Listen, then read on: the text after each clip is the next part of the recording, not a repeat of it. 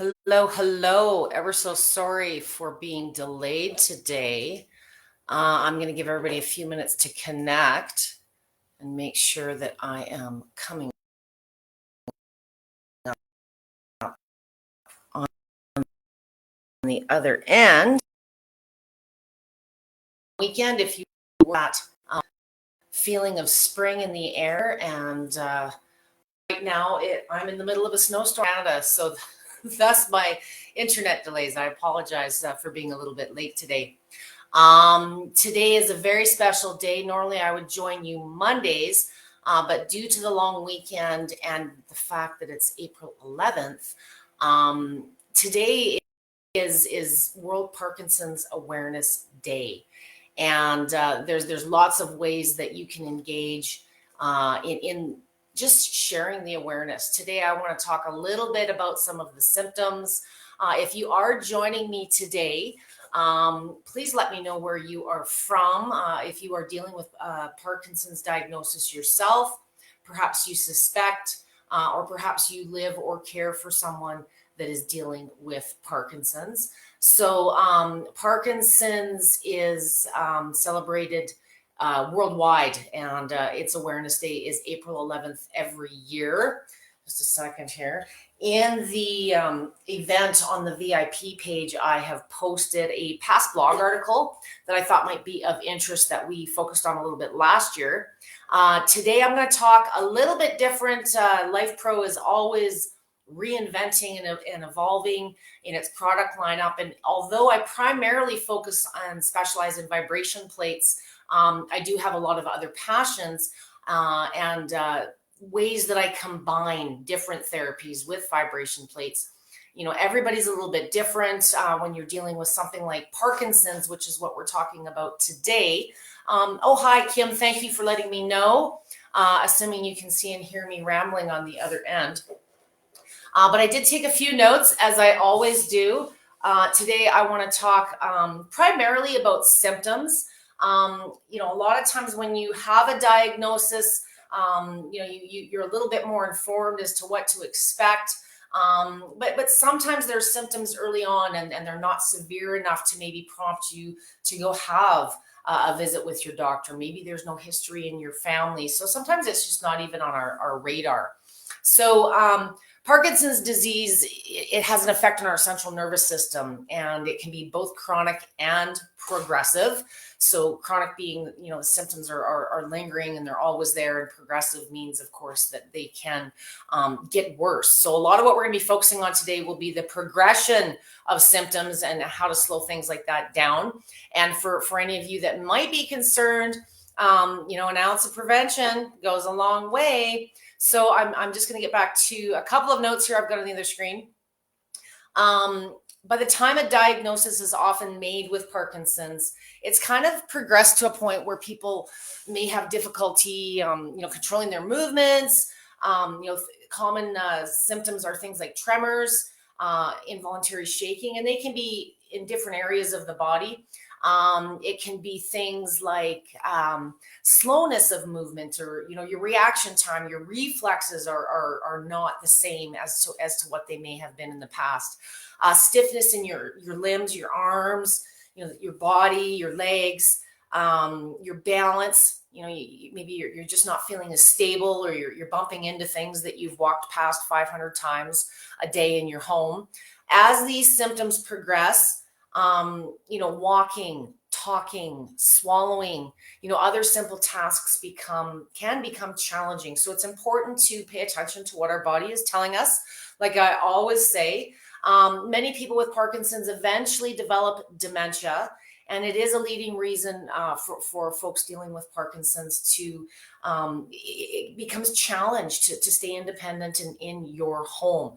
So what we want to talk about today is not just, you know, the progression and prevention of symptoms, but, you know, it's about keeping you in your space, keeping you living an active and independent life for as long as you possibly can. And you know, exercise, activity, you know, combined with a lot of different things like proper nutrition, proper rest, can go a very, very long way. Most people with Parkinson's are over 60 years old, but there are some cases even as low as 50. It's estimated maybe 5 to 10% of the population has a diagnosis before the age of 50. So it's really not that common. But again, everyone's health is in a different place. And with something like this, especially if there is history in the family, pay attention to what your body is telling you and prevention.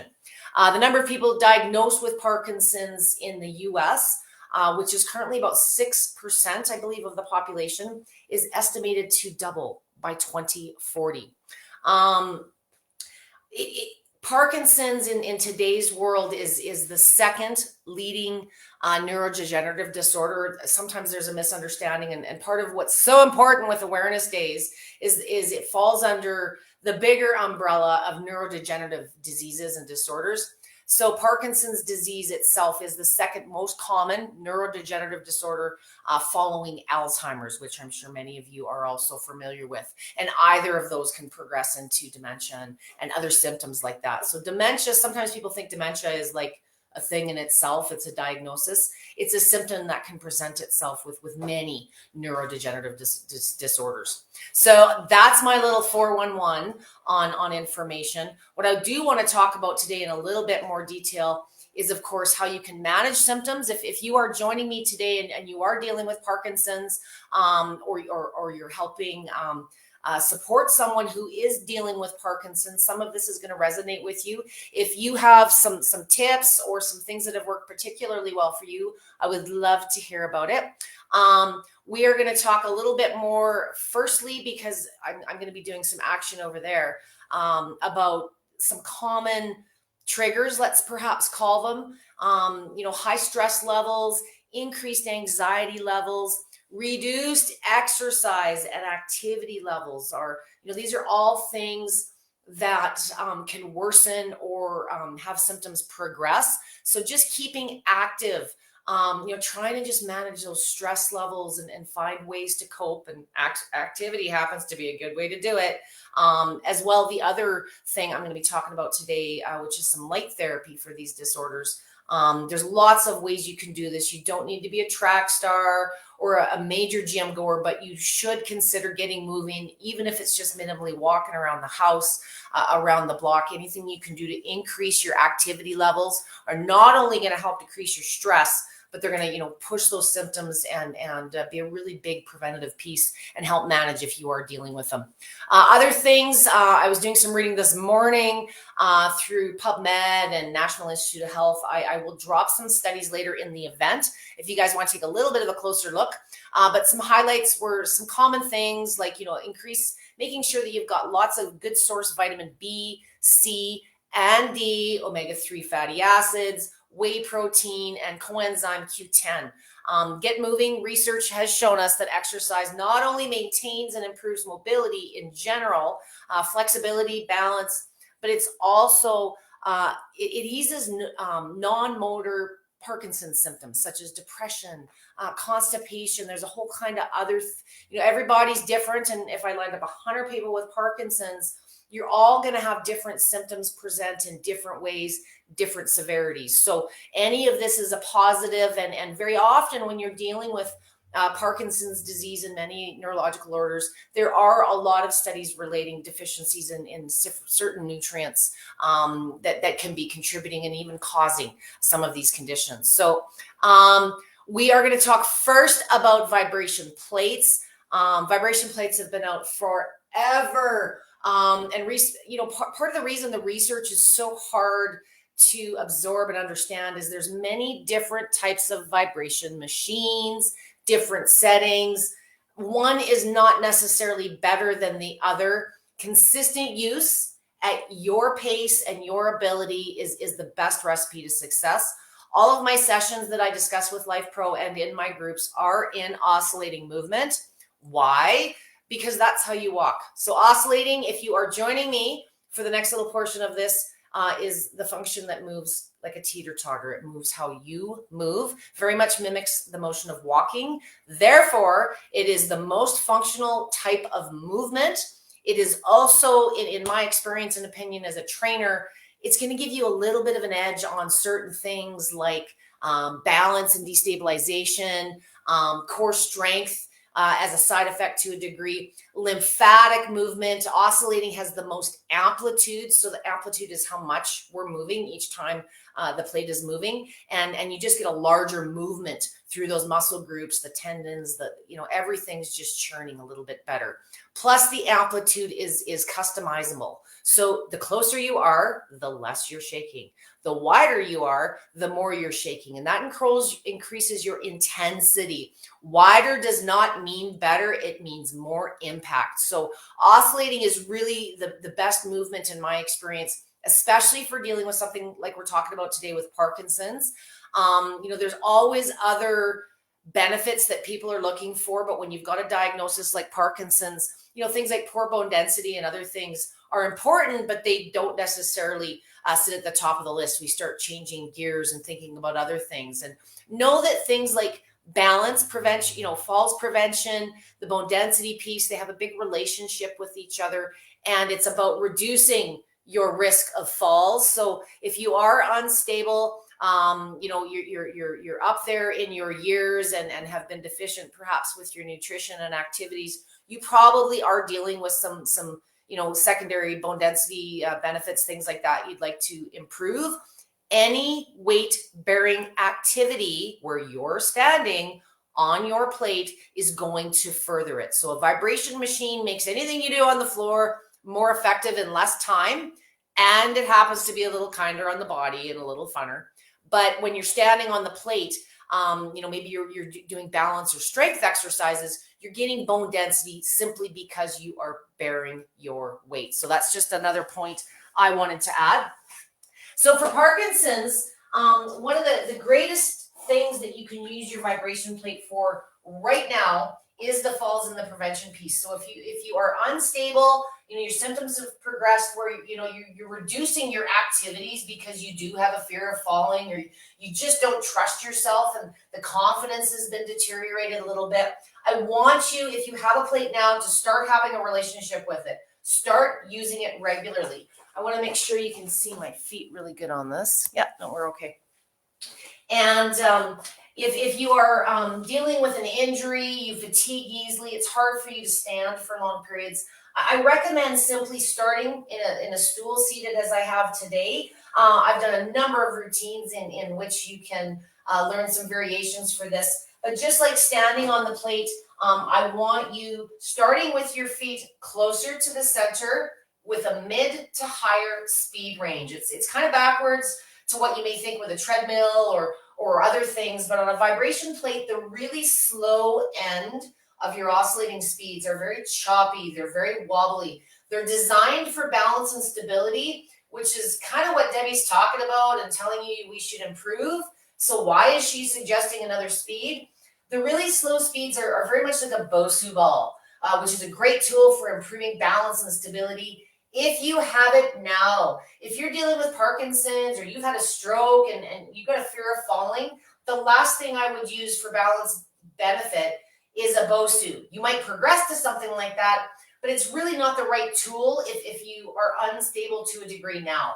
A vibration machine mimics that in the slower speeds, a little safer, a little more controlled, but I think you'll find for the goal of just getting used to your plate, if you haven't used it for a while or you're getting started for the first time, you'll be much comfortable with a closer foot placement and a faster speed. It's going to be a little smoother. It's going to give you a little bit more energy. And I don't want you starting out with really long durations. Everything I'm going to show you here starting today is 2 to 3 minutes, more frequently, maybe a couple, 3 times a day, or perhaps if symptoms are presenting themselves, you can use your vibration plate throughout the course of the day to help improve symptoms. It doesn't always need to be a big workout. That's a discipline thing, and that varies for everybody.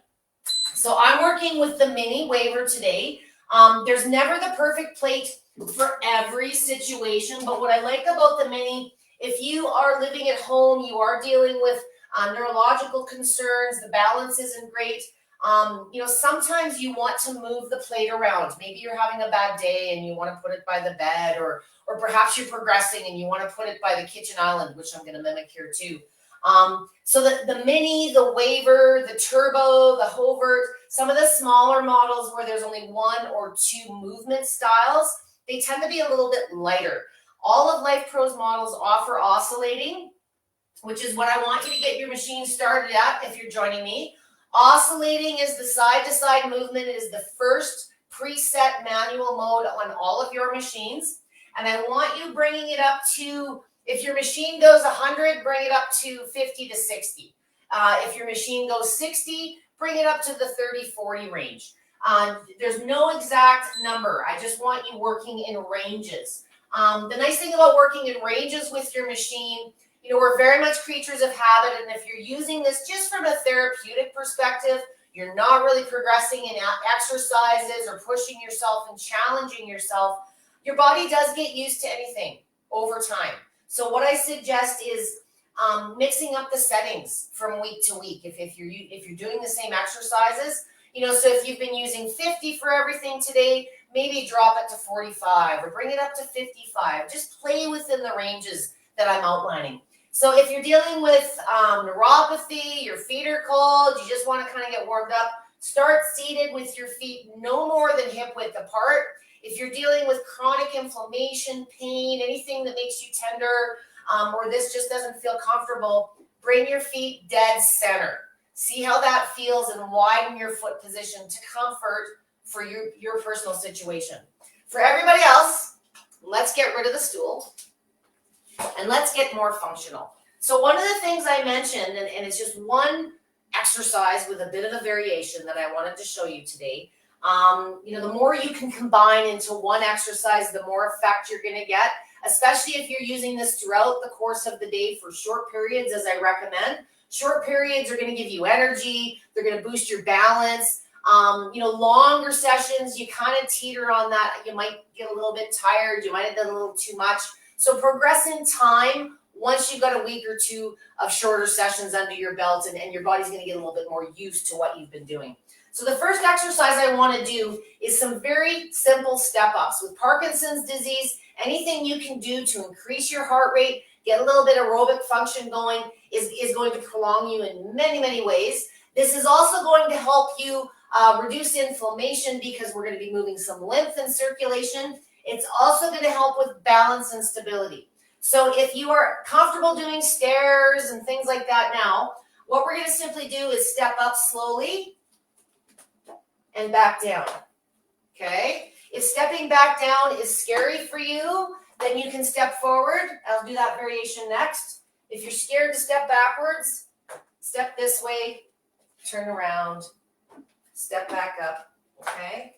You know, maybe it's a snowy day like where I am, so I don't really want to do my exercise outside today. We're keeping our knees bent when I'm on here. I'm not locking them, okay? I just want you to get comfortable with moving your plate, okay? So that's the first part, okay? So for this one, I would want you, this is just a warm-up, maybe 30 seconds to a minute, you know, just to get things moving, okay? The next progression is once we step up onto the plate, I want you moving into a little bit of a squat. I want to start building some strength, some balance, and some bone density, okay? So between your reps, once you've stepped up onto the plate, I want you bending down. Everybody's squat's going to look a little bit different based on your range of motion, in the ankles, all kinds of different things. So go to your low point. You shouldn't feel like you're falling forward. Your body wants to kind of sometimes shift the weight to the toes. It makes it easier on the rest of the body. Your heel is the point of contact. You shouldn't feel like you're falling backwards or need something to hang on to. If you are, you're trying to go lower than your range of motion is ready for. So what I want you to do, we're not moving up and down again. We're just going to go as low as we can and hold still. Don't fight and resist it. But you'll feel pressure building pretty quick on those quads. And it's a really easy way to improve your balance, strength, and it's going to make getting up out of that chair a lot easier very, very quickly. So the next variation on this one, we're going to do the same squat, but I want to help you improve your balance as well. So once we get into our squat, I want you to simply close your eyes for maybe 2 to 3 seconds and reopen them and continue that in reps. You can do balance exercises if you'd like a little bit more challenge. But again, if you're already working on your squats, you're feeling comfortable, a really easy way with any of your standing exercises to boost balance and stability is to close your eyes while you're doing the exercise. Proprioception has to kick in, okay? If you close your eyes and you're wobbling all over the place and you're freaking yourself out, get your stool back. Just give yourself, sometimes it's just, you feel a little better if you got something to put the fingertips on. If you're unable to get it as low as me, you know, the next variation might be, you know, just putting it by your kitchen counter or your table or the back of your sofa, just something to give you, you know, try not to hang on, you know, my tongue ties. Hang on for stability, not for dear life. And if you've got a model with handles, you should be able to let go and be in balance. If you let go and you feel like you're going to fall backwards, you're going beyond your range of motion because you've got something you can hang on to and your arms are stabilizing you. So just work within your range of motion. Again, I want you squatting back down, ideally about 3 reps. And if you're comfortable closing your eyes, 2, 3, you know, you might only last as long as your legs. So that's just a variation I wanted you guys to try. If you are doing exercises right now for Parkinson's, perhaps working with your physical therapist or your doctor, and you're doing floor-based standing exercises, squats, lunges, toe touches, whatever they may be, excuse me, I always like to stress that a vibration plate is nothing more than an environment. It's not its own separate thing, although there is so many benefits therapeutically and athletically to using them. But, you know, they simply can act as an environment that take those floor-based exercises and reduce the amount of time you spend doing them. Reduce time, you know, if you're a busy person, that's a huge advantage. If you've got chronic arthritis or inflammation, the more we can exercise those muscles in a shorter period, the better effect you're going to have in the long run. And the shorter bursts, you know, for a lot of my clients, we're talking about Parkinson's today, but fatigue is a really common symptom, not only with Parkinson's, but heart and stroke. You know, many of you have 2 or 3 different conditions on top of the Parkinson's. So vibration plates are a really awesome way. I talked a few weeks back about Heart and Stroke Month. And, you know, the biggest thing with a lot of my heart patients or clients is, you know, getting the wind to get the muscles to, you know, you run out of wind before the muscles get to a level of fatigue. So the vibration plate is a really great way to incorporate exercises, all of them, some of them, you know, it adds some variety. It's a little bit on the fun side.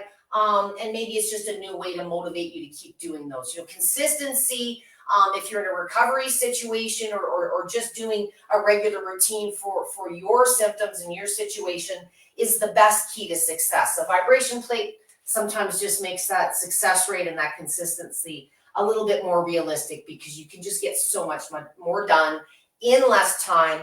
But there's also other benefits you're getting at the same time. So it can really just ramp up the results overall. I'm going to sneak back here. I need a slurp. I want to see, have I talked anyone to sleep or do I still have people here listening to me? Hello, Kellyanne. Hello, Kim.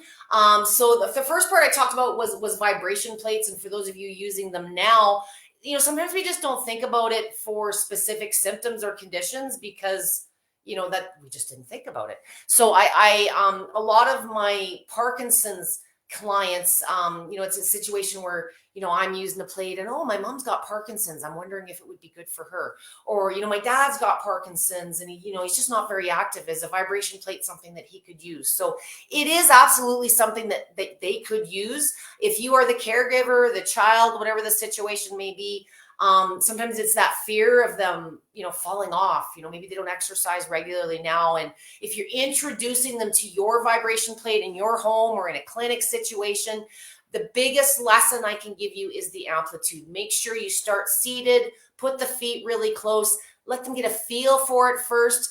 If you have Parkinson's in a machine and you've just personally been too fearful, same steps. Start in the stool like I just showed you, put your feet close to the center, get that speed up there a little bit. It'll be more smooth, and just sort of get used to how it feels. Start having a relationship with your plate.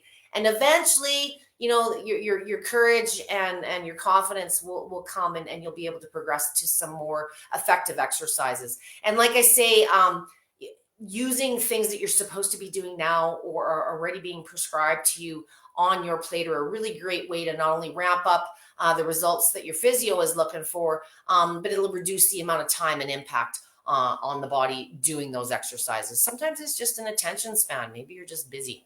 So the next part I want to talk about a little bit as far as other tools to help you manage your symptoms of if you're dealing with Parkinson's disease. And again, this can be both to manage symptoms and for the preventative piece.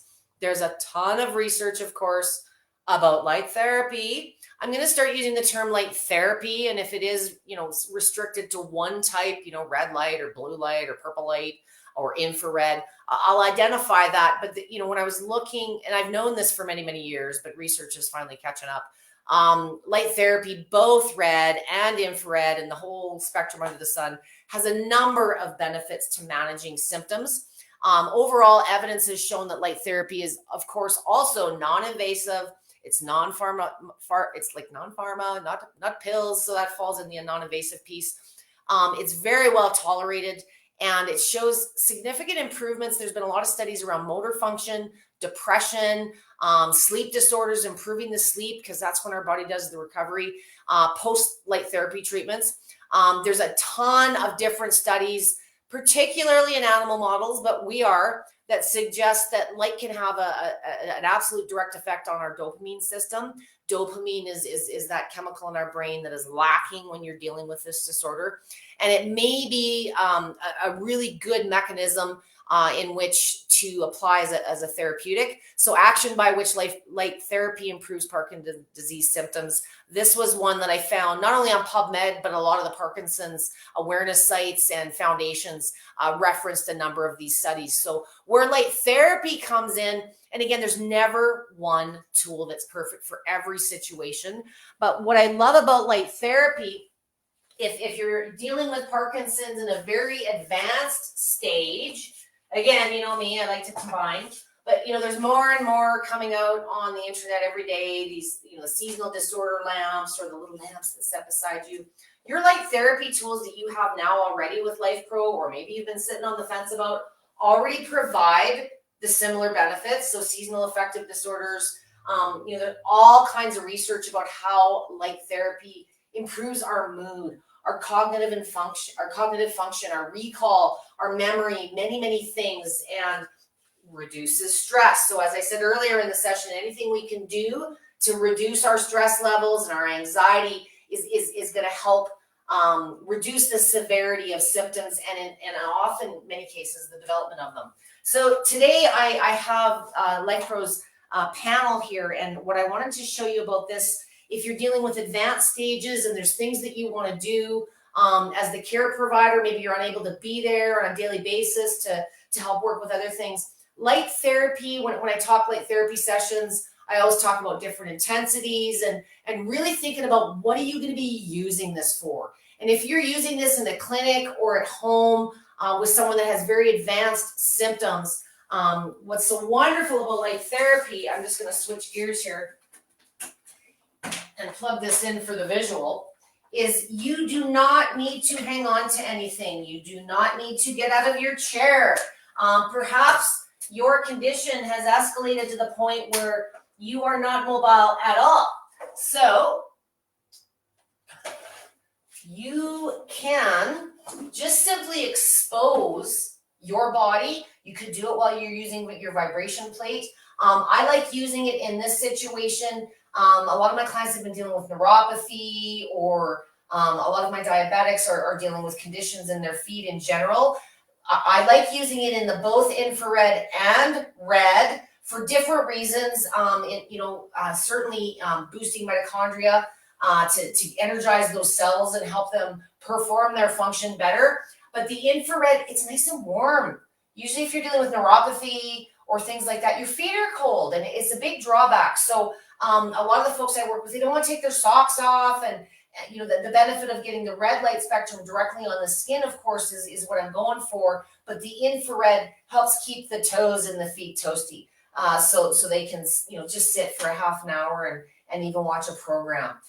You can also put this beside you. If you're putting it beside you, there's more and more research about ocular improvements and vision improvements with light therapy. But I don't want you guys pretending to be therapists, okay? So if there's any risk of you looking at this directly for long periods, put your blue blockers on or wear protective eyewear.